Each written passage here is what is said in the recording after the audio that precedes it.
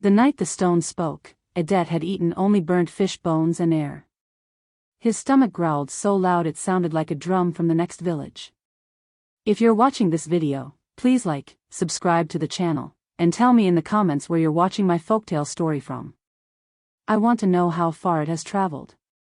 Smoke lay low over creek edge as Aunt Nsa kicked an empty pot and Uncle Okon barked, "Fetch water, useless boy, don't come back till the gourd is full." Edet slipped into the bush path barefoot. Mud hugged his toes.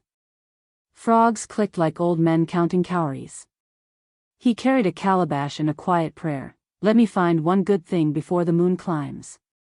He was 12, thin as a broomstick, but his heart was soft. Even hungry, he still shared crumbs with the lame dog that trailed him, tail slow as a tired fan.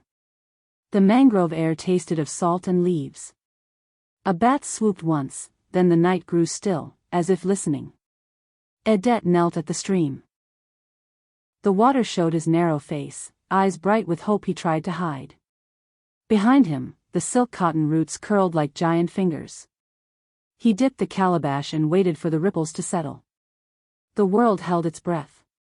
Somewhere deep, a sound like a far drum began to tremble in the dark water. Edet leaned closer, not yet knowing his whole life was about to change. At the stream, the night was quiet enough to hear drops fall from leaves. Edet dipped his calabash to fill it. His gourd bumped a smooth, black pebble. He lifted it. It was small, no bigger than a kola nut, but warm in his palm, as if it had its own heartbeat. Then a deep voice rolled through his bones, slow like a talking drum, "Boy, when hunger bites, bathe me in clean water." Edet looked around. No one was there. The mangroves stood like dark guards. His stomach twisted again. He lowered the pebble into the clean water. Steam rose like morning breath. The smell came first. Pepper soup, roasted yams shining with palm oil, sweet plantain, and cool palm wine. Food appeared in the calabash where only water had been. Edet blinked. He tasted a small spoon, then a bigger one. The flavors were bright and kind. He ate until the hot ache in his belly softened. When he finished, he rinsed the stone again. The feast faded. Clear water remained. He wrapped the pebble in a strip of cloth and whispered, "Thank you." On the path home, the lame dog found him. Edet broke a last piece of plantain and fed it gently. The dog's tail tapped the dust like a slow drum. Edet kept walking, holding his secret close, not knowing the night had already begun to change his name. Edet returned to the stream the next evening, and the next. He moved like a careful shadow. He washed the black pebble in clean water, and the same steam poured out. Food filled the gourd again, fish and pepper soup, soft yam, sweet plantain. He never took more than he needed. He always left the water clean at the end. He looked stronger within days. His back straightened. His steps stopped wobbling. The hollows at his ribs began to fade. Still, he kept quiet at home. He scrubbed pots before dawn.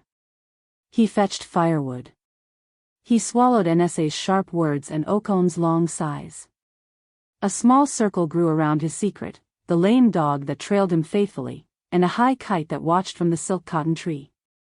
Edet always tore off a little piece for the dog, then lifted his face to the bird and said, "You, too, keep watch." At night, when the compound snored, he lay awake and listened. His heart beat a steady rhythm. Under it, the stone hummed like a far drum teaching him patience. He did not dream of gold or a grand house. He dreamed of simple things, a mat that was not cold, a bowl that did not lie empty, a day when kindness ruled his name. But even quiet hope can shine. And when something shines, eyes begin to turn. Aunt Nsa was the first to feel the shine burn her eyes. She watched Edet lift a heavy pot without shaking. She saw him carry 2 water buckets where before one had bent him. "Where did a poor boy find a rich man's arms?" she asked, voice like a thin knife. Uncle Okon pretended not to hear. He spat into the dust and said, "The boy is still weak." But his gaze tightened. He followed the sway of Adet's shoulders the way a hawk watches a rabbit. That evening, when the sky turned the color of smoke and goats settled, Orphan studied the ground by the gate. He found narrow, bare footprints heading toward the mangroves. He nudged Nsa and pointed. They slipped after Adet along the bush path. The air smelled of salt and wet bark. Crickets ticked like tiny clocks. At the silk cotton tree, they hid behind a thick root and held their breath. Adet knelt at the stream. He unwrapped a small black pebble and set it into clean water. Steam rose, soft and white. The smell of fish and yam rose with it. Nsa's mouth fell open. Greed woke in Orphan's chest like a hungry crocodile. Witchcraft, Nsa whispered, though her fingers already twitched to grab. Adet bowed his head and murmured thanks to the night. He did not know that 2 pairs of eyes had caught his secret. Greed moves faster than wisdom. Before Adet could blink, Nsa sprang from behind the root. Orphan charged with her. The calabash lurched, steam hissed on the mud. No! Adet cried. It will not obey cruel hands. But their hands were already on the cloth. Orphan ripped the pebble free and held it high, eyes bright and hot. So this is where your strength hides, he said. We will eat first now. They raced up the path, skirts and wrappers slapping thorns. Adet stumbled after them, breath burning. The lame dog limped and whined at his side as if begging them to stop. Back at the compound, Nsa filled a wide basin with water and dropped in the stone. She clapped. Cook for us. Nothing came. The water turned dark as old blood and smelled like rust. Orphan dipped a finger, tasted, and gagged. That night, their nets dragged up only weeds. In the barn, good yams sweated and went soft, as if rot had crawled out of the soil. Nsa slapped Adet's cheek. You tricked us, she said. Orphan shook him by the shoulders. You hid the real magic. Adet stood straight and quiet. The stone listens to clean hands, he said, calm as a still pool. By morning their anger had chosen a road. We go to the Abong, Orphan growled. Let the king tear the truth from you. At sunrise, the courtyard filled with dust and whispers. Nsa tied her wrapper tight. Orphan's jaw worked like a trap. They pulled Adet by the arm to the king's place. The Abong's courtyard was wide, with red earth stamped flat by many feet. Drums sounded once, twice, then fell quiet. The Abong sat tall, cowries flashing on his robe. Guards stood like tree trunks, spears bright as the sun. Speak, the king said. Nsa and Orphan knelt. This boy, Nsa cried, pointing at Adet, feeds on witchcraft. He steals from spirits. He hides a stone that cooks food from nothing. When we used it, it cursed us. A murmur ran through the crowd. Some people leaned in. Others stepped back, afraid of strange things. The Abong's eyes gleamed. Bring the stone, he said. The throne will keep it safe. Adet held the pouch tight. His voice was steady. My king, the stone listens to mercy. It does not serve greed. The Abong lifted a hand. Guards moved. Spears glinted. All power belongs to the throne, the king said. Give it now. Adet breathed slowly. He did not pull away. He whispered to the stone, not as a master but as a servant, I will not command you. I will stay clean. A guard's fingers brushed the pouch.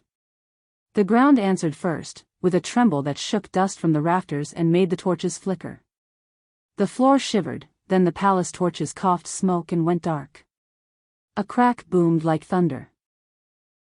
Adet's pouch slid from the guard's fingers and thumped the red earth. The black stone split open, bright inside like lightning trapped in a seed. From that light stepped Ekpo masquerades, tall and fierce, bodies hidden in raffia and cowries, faces white with chalk marks. Their rattles shook like hard rain. People screamed and fell back. The guards raised spears, but the air pushed them down as if a great hand pressed their shoulders. One masked spirit whipped a palm frond, its strike sang through the hall and lifted dust. Power does not serve greed, a voice boomed from inside the masks. It was not one voice. It was many, like a river speaking with all its mouths. A guard lunged anyway. The raffia brushed him and he crumpled, unhurt but trembling, his spear skittering away. The Abong tried to stand tall. His crown slipped. He grabbed for it, eyes wide. Edet knelt, head bowed. He did not beg. He did not boast. He kept his hands open on his knees, clean and empty. The mask circled once, twice, then struck only the greedy. Nsa and Okon, pressed to a pillar, covered their faces. The Abong dropped to his knees. "Return what is not yours," the many-voiced spirit said. The light folded inward. The stone sealed whole again, small and black on the ground, calm as a sleeping drum. Silence held the hall, heavy as rain clouds. The Abong's breath came fast. He stared at the small black stone that looked so plain and felt so dangerous. Slowly, he stood and fixed his crown, hands shaking. "Give it back to the boy," he said at last, voice thin. No one moved. "I said give it back." A guard, still trembling, lifted the stone with both hands and placed it in Edet's open palm. It lay warm there, like a living thing at rest. The Abong leaned forward, his eyes narrow and shiny. "Hear me, Edet," he said, trying to gather his pride. "Let no person touch this again. If the spirits are angered, it is the throne they will punish first. Do you understand?" "I understand," Edet replied, calm as a quiet stream. The king's voice dropped to a hiss only the front row heard. "If you are wise, you will bring tribute. Not the stone, no. But gifts, many gifts, from whatever goodness it pours." Edet bowed. He did not argue. He did not promise. He only tucked the stone inside his cloth pouch and rose to his feet. Nsa and Okon kept their eyes down. They had wanted to stand tall, now they wished to be grass. Outside, the morning had ripened. Birds called. The market woke. Edet stepped into sunlight with the stone warm against his skin, like a heart reminding him to choose his next path with care. Edet thought of hunger, of the lame dog, of boys who swept stalls for scraps. He also thought of the Abong's narrow eyes and the words about tribute. He knew greed was a trap with a sweet smell. So he made a simple rule for himself: use the stone to begin, use his hands to continue, and use fairness to grow. At dawn he went to the market with only what he could carry. He bathed the stone in clean water behind his stall, then let the steam settle into goods: smoked fish, yam slices, clean palm oil, a few lengths of plain cloth. No mountain of riches. Just enough to start. He sold at honest prices. When a widow's cowries fell short, he measured again and found a way to round in her favor. When a man tried to cheat a measure, Edet smiled and shook his head. Not here. Customers left with full baskets and light hearts. Cowries clicked in Edet's pouch like river pebbles. Each evening he rinsed the stone and let the water stay water. He locked nothing in a secret room. He learned names. He listened to worries. He kept his scales clean. Word spread fast: the orphan boy sells true. Even those who disliked strange things wanted fair trade. And under his stall, the lame dog slept with its nose on Edet's sandals, as if guarding the kind of wealth that does not shine but lasts. When evening shadows reached the market's far wall, Edet carried a big iron pot to the wide shade of the silk cotton tree. He set 3 stones for a low fire and filled the pot with clean water. Widows gathered. Canoe men, tired and wet, drifted closer. Apprentices with dusty feet formed a hopeful line. Edet bathed the black stone, then lifted it out. Steam rose soft and white. Food filled the pot: pepper soup, yam pieces, plantain, slices of fish. He did not shout. He did not boast. He simply ladled bowls, one by one, starting with the oldest person, then the smallest child. "Eat," he said. "No cowries. Only peace." Laughter returned to weary mouths. The lame dog curled at his feet, safe in the halo of good smells. A kite shifted higher in the branches, like a watchman settling for night duty. When the bowls were empty, Edet rinsed the stone again until the water was only water. He banked the fire and washed the pot himself. I tell you, a free pot builds a kind of road through the heart of a town. People who had never spoken now greeted one another kindly. Quarrels waited till morning and often shrank before sunrise. Edet slept light but warm that night, not because he had more cowries, but because he had fewer hungry faces in his mind. Before the sun heated the market sand, a circle of boys gathered at Edet's stall. Some were orphans like him. Some had parents but little guidance. All had quick eyes and quicker hands. Edet wiped the table and spoke simply. First lesson: wash the scales from the fish and the dirt from your heart. If a buyer leaves with anger, you have failed. He showed them how to clean a scale pan, how to level a measure of palm oil, how to fold cloth so no finger steals a thumb's worth. A boy tried to press his thumb under the scale to make it heavier. Edet did not shout. He lifted the boy's hand and said, "Feel that? That's a lie. Lies grow teeth." The boy nodded and withdrew his thumb. Second lesson, Edet said. No names. People are not coins. He pointed around the market and named 3 elders, 2 canoe men, a pepper seller with a loud laugh. The boys repeated each name. Third lesson, he said. If you cheat, I will send you away. Not in anger, but you will lose the best classroom. They practiced wrapping fish, counting cowries, and greeting with respect. As the sun climbed, the circle grew. Even a few grown men stood at the back, pretending to browse while listening. By noon, the boys were tired but proud. Edet handed each a small task for the day, and a promise: learn this well, and you will never walk hungry. That afternoon, while the market buzzed like a happy hive, a young woman stepped to Edet's table with a basket of ripe plantains. Her name was Ikit. Long ago, when he was thin as broom straw and slept on cold mats, she had slipped him leftover plantain outside her mother's stall. She had not asked his name or laughed at his rags. She had only said, "Eat, small brother," and walked away. Now she smiled, shy but steady. "Your scales stay true," she said.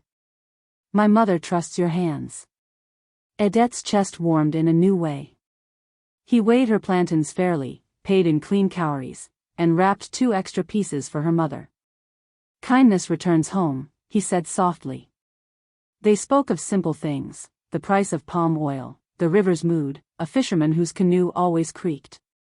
Ikit laughed once, clear as a small bell. The lame dog thumped its tail as if it liked her voice. When business slowed, Edet told her about the free pot under the silk cotton tree. Ikit nodded. "I will help wash bowls," she offered. That evening she did just that, sleeves rolled, hands quick and gentle. I tell you, some meetings are small doors to big rooms. Edet did not boast about stones or spirits. He only thanked her for old kindness and new help. As the moon rose, the market lights went soft. Edet watched Ikit walk away with her basket, feeling that his heart had found a steady drum to follow, not loud, but true. Word travels faster than a canoe on a strong tide. Within a week, the Abong heard that the orphan boy's stall was never empty and his free pot never failed. 2 messengers in red caps came at dusk, faces tight like drawn bows. They bowed, then spoke low so others would not hear. "The throne remembers its own," the first said. "Each week, you will bring tribute. Many gifts. Let us call them thanks." The second added, "And should your good fortune rest in a certain stone, let the throne rest near it. Power sleeps better beside power." Edet listened without blinking.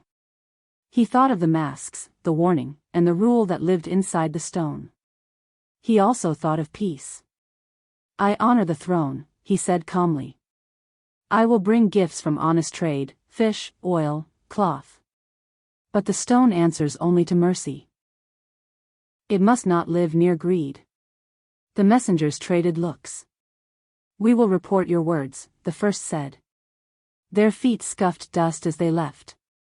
That night, Adet counted his cowries and set aside a fair share for tribute, goods he could replace by work, not by magic.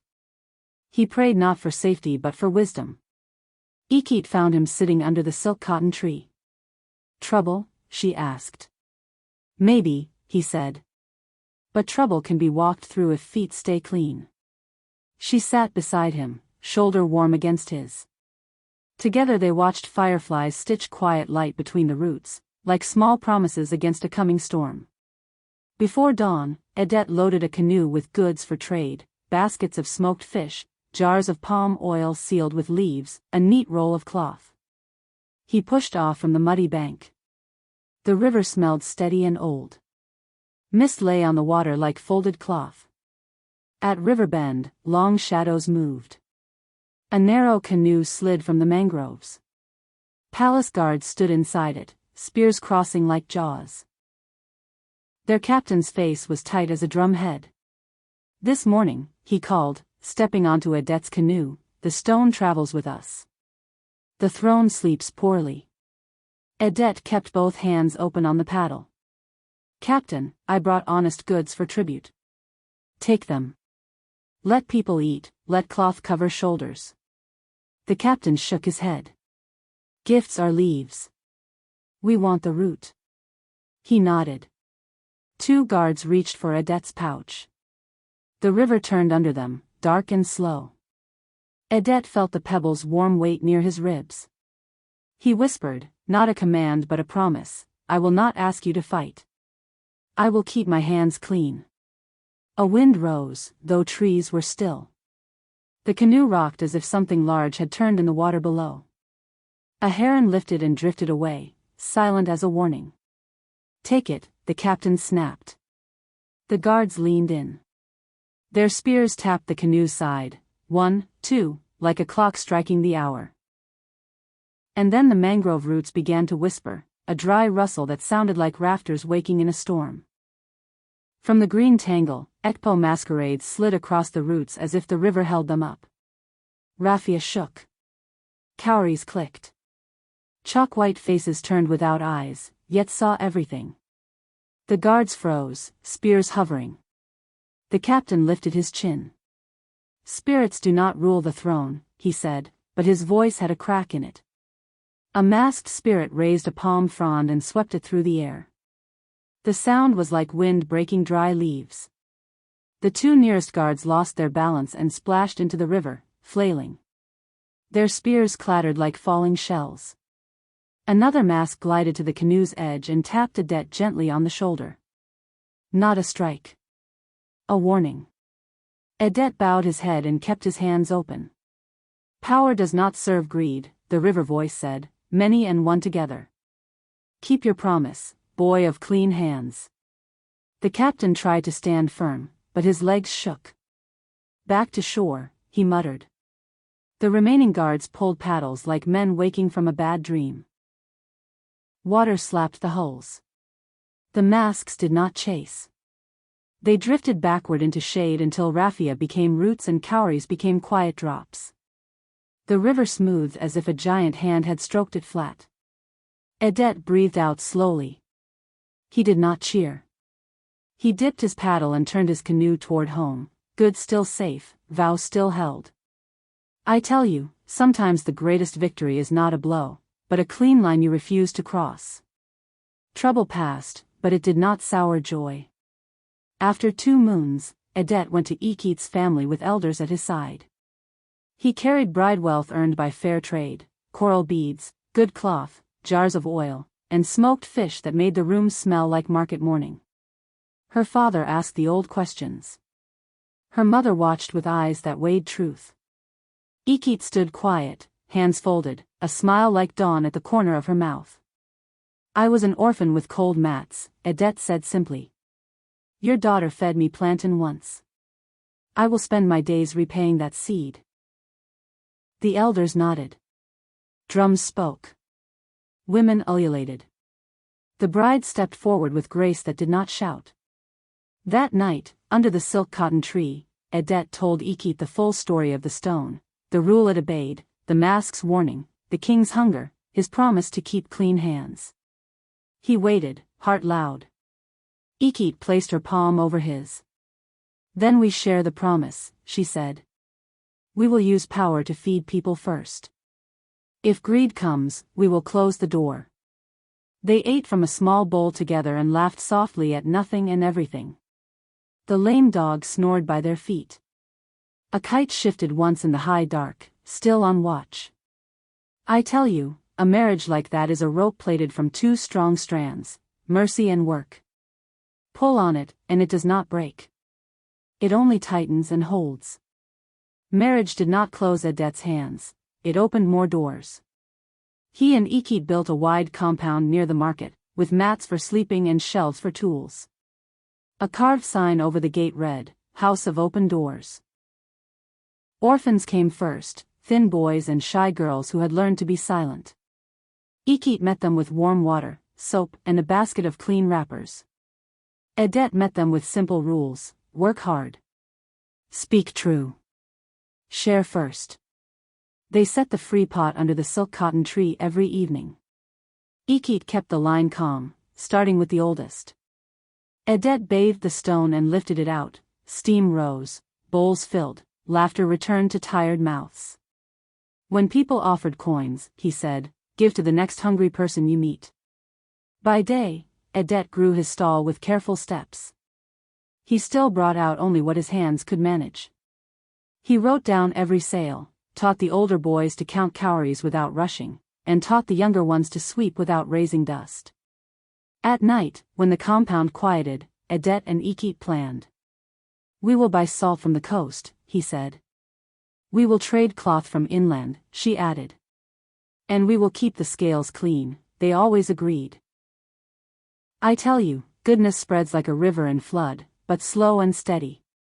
People began to call the place a small school. They did not know yet that it was also becoming a shield. Trade widened like ripples after a thrown stone. Edet added a second stall for salt, a third for simple cloth, and a fourth for dried fish to keep through rainy weeks. He taught older apprentices to lead the new ones. Show, don't shout, he said. Ikit set up a small table for writing names and orders, because promises must be remembered to stay true. Canoe men learned to trust Edet's word. If he said he would pay on the third market day, he paid. If goods came late, he told the truth and made it right. When a jar of oil broke, he counted it as his own loss, not the seller's bad luck. Word for this kind of dealing walks fast and far. People started calling him Edet Ida, Edet of many hands, because help seemed to spring wherever he worked. But still, each evening, he washed the stone and let the water become food for the free pot. He never stored feasts in secret. He kept his vow with clean hands. Children in the compound learned more than trade. They learned to greet elders, to share first, to close the gate gently, to fix what they broke. A boy who had once stolen small things now guarded the scales like a watchman. A girl who never spoke began to sing while folding cloth. I tell you, some wealth is loud, but this wealth was quiet. It sounded like honest laughter and sleep without fear. One dry morning, two thin figures stood at the market edge, Aunt Nsa and Uncle Okon.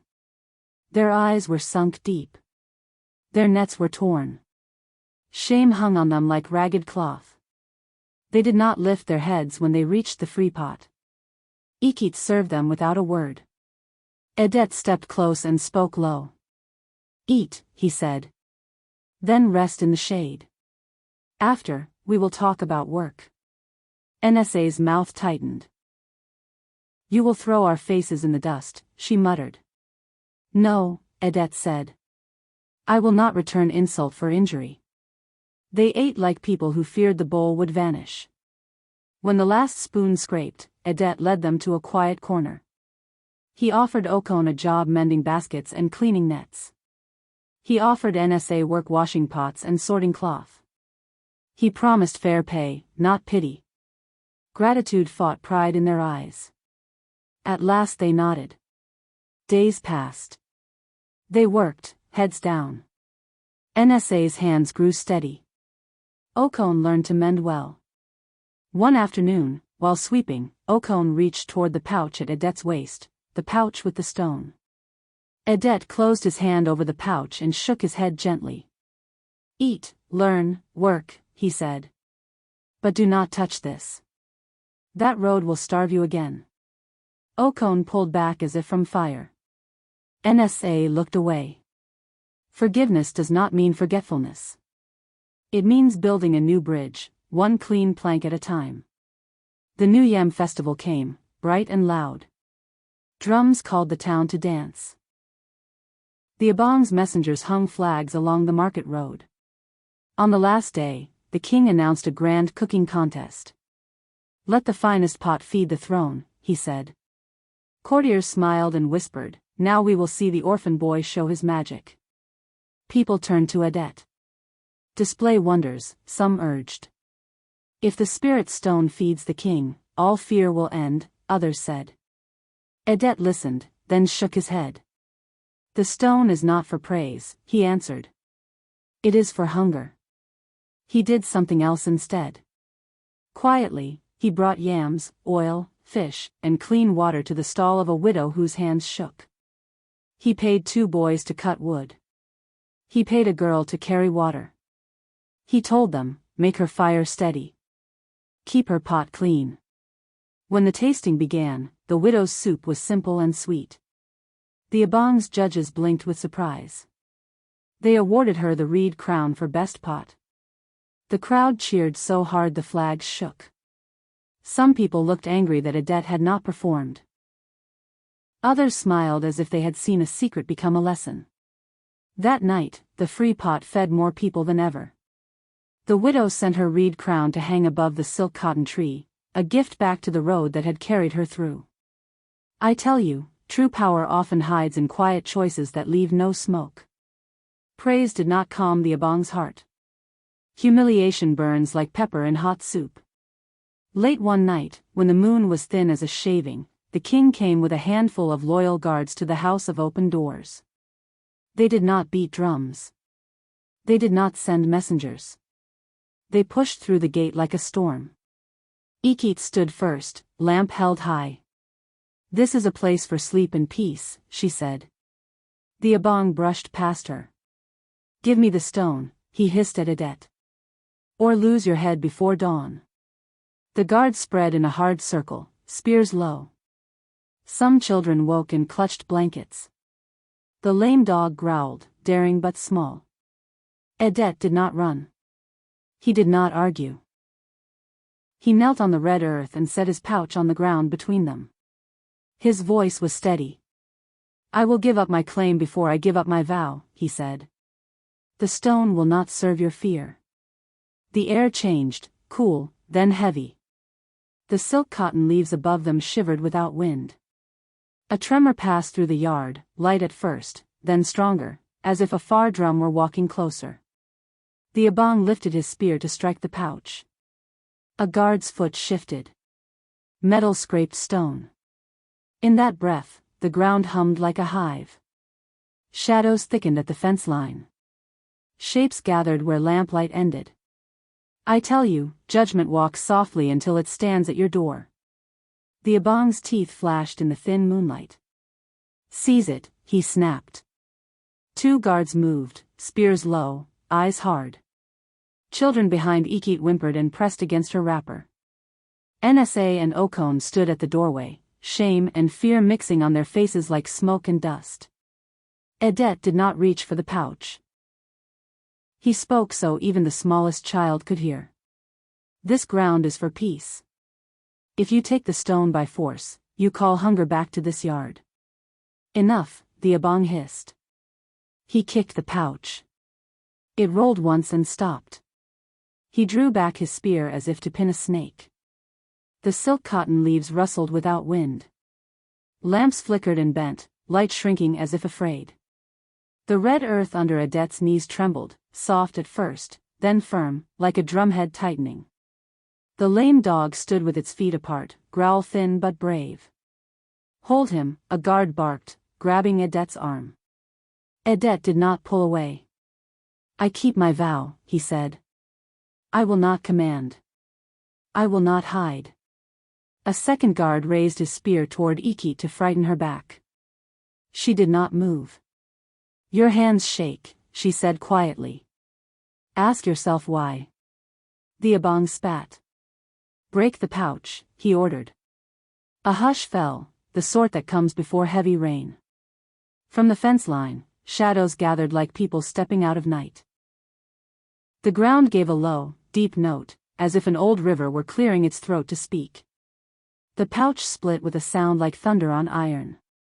Light poured out, white and steady.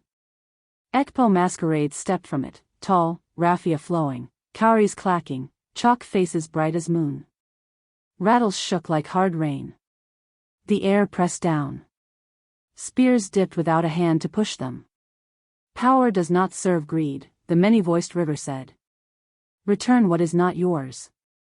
The Abong lifted his chin, but his eyes skittered. A mask flicked a palm frond. Wind cracked. A guard's spear flew and rang against the wall. Another mask brushed NSA and Okon, not to harm, but to bend them low. They dropped to their knees, heads in their hands. Ikit stood steady, lamp high yet calm. The children watched with round eyes and held one another, shaking but safe. A mask circled Edette and paused. He kept his hands open. Your vow holds, the voices said, soft now. Your hands are clean. The Abong stumbled back. His crown slipped and bounced in the dust. A mask pointed at it, and the king froze. Return what is not yours, the voices repeated. And learn this law, the stone obeys the hand that feeds others first. Silence spread, wide and deep. The guards stared at the ground. The Abong bowed his head at last, sweat shining on his brow. The light folded inward. The stone lay whole again, small and black between Edette and the king, humming like a quiet drum that had finished its warning. Edette looked at the stone. He looked at the Abong, at guards, at NSA and Okon, at the sleeping pots and the silk cotton leaves. Then he spoke, voice clear in the night. If this stone keeps waking greed, let it belong to no one, he said. Let the blessing be wider than a hand. He lifted the pebble to his forehead, then set it on the earth. It warmed, sighed like someone setting down a heavy load, and split, not with lightning, but with a soft crack like a ripe pod. The black pieces crumbled to dust and sank into the red soil. The tremble stopped. Cool air slid through the yard. For a breath, no one moved. Then a sweet smell rose, clean as early rain. Fireflies lifted from the grass and hung like small stars around the tree. Edette scooped a little of the dark dust and poured it into the garden bed. Grow well, he said. Ikit did the same. The children followed, pinching dust between careful fingers. The Abong bent with a stiff back and took a pinch, then poured it out again, shame burning his ears. I have learned, he muttered. In the weeks that followed, wherever that earth was carried, garden beds, field corners, even poor ground near broken fences, cassava leaves grew wide, yam vines climbed strong, and maize stood tall enough to shade goats. People called it blessed soil, but the elders said, it is only the shape mercy takes when it touches ground. Seasons turned. The house of open doors stayed busy and bright. Edette and Ikit kept the free pot each evening. The market stalls grew not by tricks but by steady hands and true scales. Boys who once ran wild now taught younger ones to fold cloth and count slowly. Girls who once feared their own voices bargained fair and sang while they worked. The Abong still sat on his stool, but he walked softer through the market. He took tribute in goods from honest trade and kept his guard spears low. NSA and Okon worked daily, heads up now, faces thinner but cleaner. Forgiveness held like a new bridge, tested by rain, kept by care. The story you have just heard is a beautiful African tale I heard long ago. I'm telling you to wake your minds to kindness, fairness, and how we should care for our orphans and hungry neighbors. If you were a debt, what vow would you keep? Would you choose greed, or would you feed others first and find your own blessing along the way? I want to know your opinion because every story is like a candle that can light the path for someone else. God bless you, and may courage guide your hands. Meanwhile, on the final screen, I am leaving you with one of the channel's most beloved folktales. I am sure they will surprise you. Thank you for staying with me until this moment.